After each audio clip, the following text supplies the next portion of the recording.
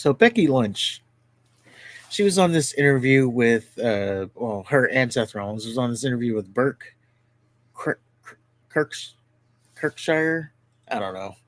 The guy who was Bert on Raw, Kreischer. Kreischer. Yeah, the guy who was on Raw who takes his shirt off. That's Yeah. all you really need to know about him. But to be fair, I will say this was actually a kind of an entertaining little interview. But she was on this interview with him, and there's a lot of clips that started to come out from this podcast. The first one, it wasn't even going to be a story because she was talking about her experience going on to the main roster, and she gave an example, and then it was the response that made it into something. But she starts off by saying, I start working with Lacey Evans right out the gate, like, so kind of really had, God bless her, but she wasn't, for me to go from the main event of WrestleMania to somebody who hadn't done anything was terrible. so yeah, Right out that the is gate, like, that's the context there. So for her to go from main eventing WrestleMania to Lacey, what was Lacey Evans doing? She was knocked up by Flair, right? they kind of started that, but then they didn't. Like she for real got pregnant, and then they tried to turn it into Flair getting her pregnant. But that's when she was in a feud with Charlotte Flair, and I believe that was after this. So she was pretty new on the roster when she started working with Becky Lynch. So Becky had an opportunity to make another superstar, and she was pouting instead.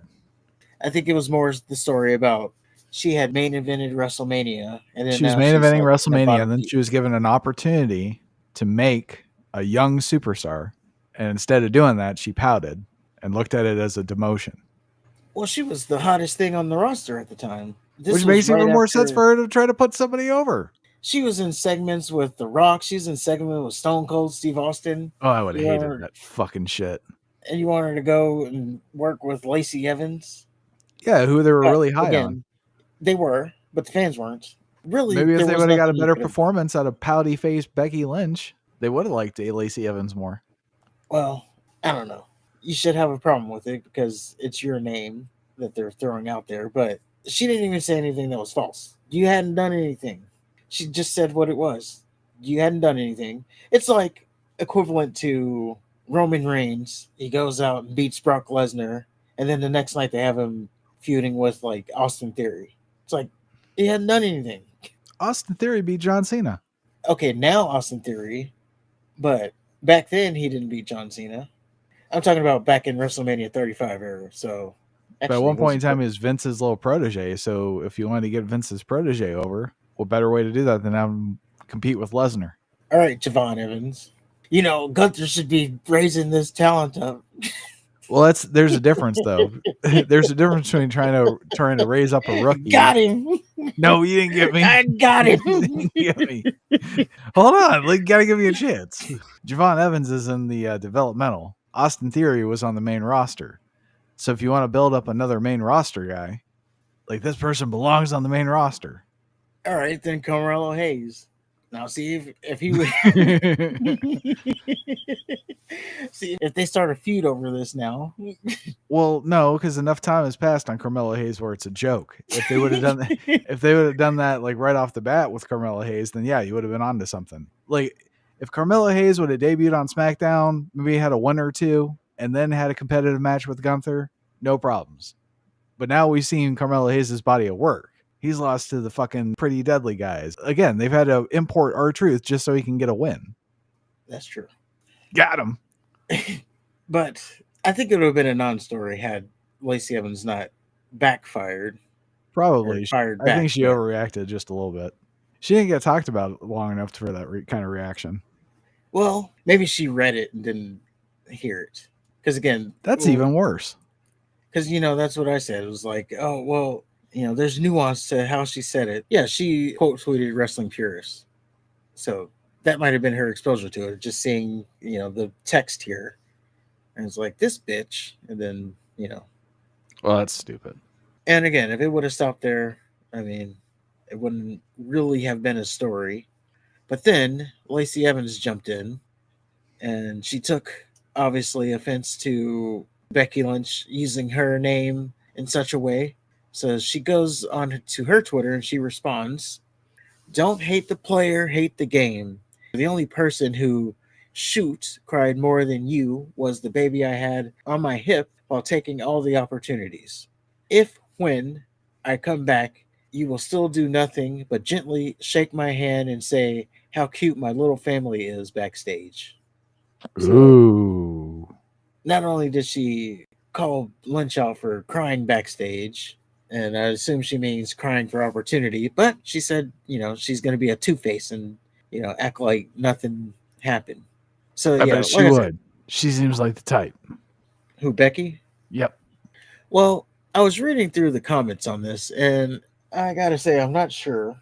Because, yes, at first it was like, oh, she's shitting on Lacey Evans. So it's like now become like a 50-50 on like the way she meant it. As people in the comments were saying, she wasn't saying, oh, I had to work with Lacey Evans. What she was saying was she was the main event of WrestleMania, and then she had to work with someone who basically had done nothing.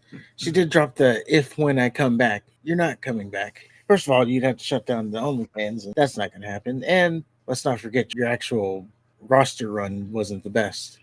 I liked when she was the Marine. I actually liked her, but she just never connected with the crowd. I enjoyed when she ripped off Sergeant Slaughter. Even he got mad at it. It's like, oh, you're still my gimmick and don't even ask. Yes. Why would I ask you? But yeah, I don't think she's going to be coming back. I hope they bring her back before Paige. That'd be great. That would be, but maybe neither one of them are coming back. That wasn't the only thing that Becky Lynch said in this interview that seemed to stir up some feathers.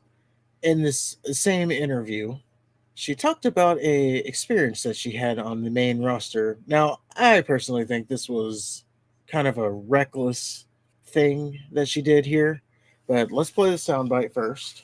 It was certain things. Like there was, I'm not going to name names, but there was a guy on the main roster who was like, be careful because one, he'll try to sleep with you. If he sleeps with you, then he'll blacklist you. Oh, Cody Rhodes. I knew it. He slept with. Go ahead. And if he tries to sleep with you and you don't sleep with him, he'll also blacklist you. So there was this like line that you had to walk this tightrope. You know, definitely. But anyway, at one point, hey guys, hit it up in the comments. At one point, he got my number, and I remember being like, she's trying to talk about this traumatic experience or like the serious subject, and he's trying to fucking giggle like a little girl. Shut the fuck up and let her talk her story. He is kind of like brushing it off. That must be bad for you, but let me tell my jokes. I'm sure that'll make it better. Yeah. Like, how do you walk this line of like, you know what I mean? Yeah. Like not trying to, anyway. So there was always this thing of like, cause that was pretty much the end of the clip there. I think it was irresponsible for her to even bring this up because you can't say a story like that. And again, maybe she didn't think it was going to be such a big deal. I mean, he didn't think it was a big deal because he's making jokes about it. But yeah, why even bring it up if you're not prepared to put someone's name on it? I don't know. I'd have to listen to the full context of the conversation. What do you mean? Well, I mean, like why she would bring it up. I'm not suggesting we go back. Yeah. Oh, I can fill you in there. So she brought that up. He was diving into their history, her and Seth Rollins, like how they became a thing. They talked about how they started out as friends.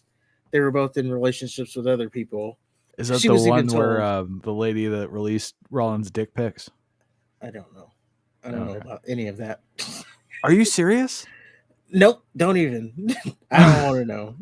Because he cheated on, I think, his wife or his girlfriend or something, and she released him. That's sexual assault. I hope she got prison for that.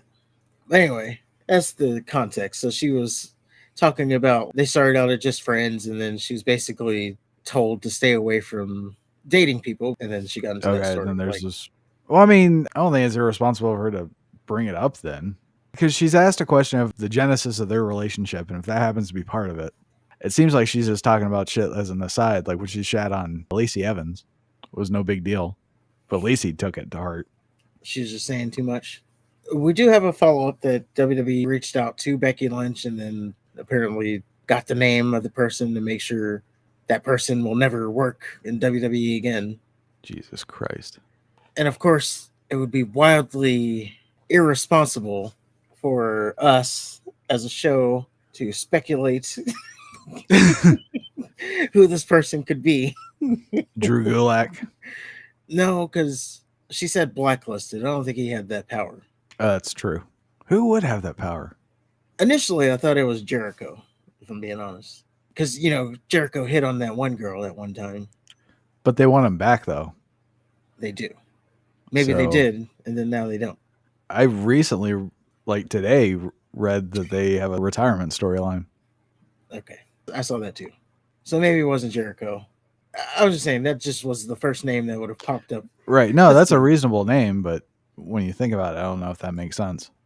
I'm trying to think. Who would have that pull? Cena, but he's still around. Male roster 2015. Look at you. Gotta narrow this bitch down. So the main event scene was John Cena, Brock Lesnar, Roman Reigns. That's according to AI. Randy Orton, Seth Rollins, and then established stars Chris Jericho, Dolph Ziggler, Kane, and then it says some rising talent, which I don't think. Would it be Kane? I don't know. He's supposed to be a nice guy, though. Yeah, I don't think he's a big sex guy. Not saying like he doesn't have sex. I'm just saying he doesn't strike me as a big sex guy. Like it controls him. Yeah. He strikes me as the kind of guy who has coitus. Like, oh, it's Wednesday at 7, babe. It's time for a weekly sex session. So it's Kane and Jericho. And then some other notable names on the roster. The Big Show. Oh. Big E. He was up and coming at the time. Gold Dust. Yeah, Questions on Gold that? Dust ain't getting anything.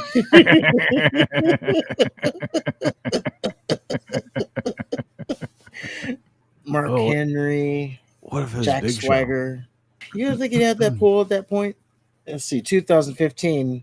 I mean, we're close to New Year's baby Big Show. I think so at his seniority. Then he's, the biggest guy on the roster. Yeah. This story came out earlier in the week, and I'm actually surprised that no one's like figured it out because it's the internet and that's what people do.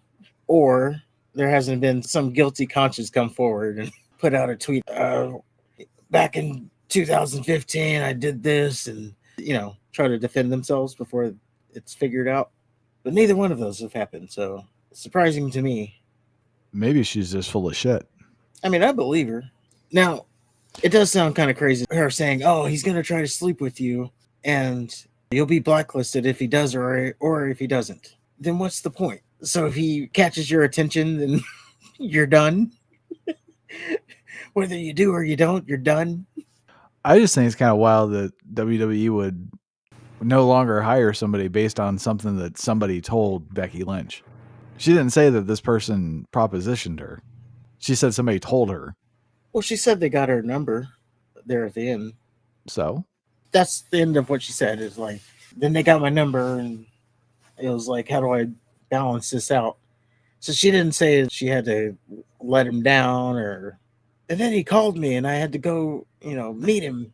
Then he cornered me in the boiler room and pulled my drawstring and said, have a nice day. Yeah, that would have been helpful if she would have said something like that. Every single fucking wrestler has a catchphrase. You can't throw that out there. Yeah, it's like, I just realized, either way, I made the list. Well, I've got some bad news. I didn't answer the phone, but I got a voicemail that said, here comes the pain. Send me a picture of you pissing, bitch.